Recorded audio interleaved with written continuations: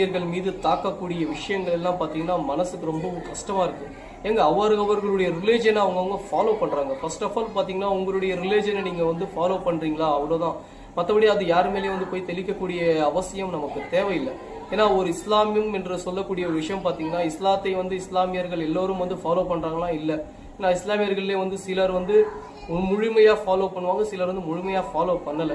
அந்த மாதிரி இருக்கக்கூடிய விஷயத்துல வந்து பாத்தீங்கன்னா அதே மாதிரி இந்துக்கள்ல கூட வந்து முழுமையான யாரும் இந்து மதத்தை வந்து ஃபாலோ பண்றது இல்லை. சிலர் ஃபாலோ பண்ணுவாங்க, சிலர் ஃபாலோ பண்ணாம இருந்திருப்பாங்க.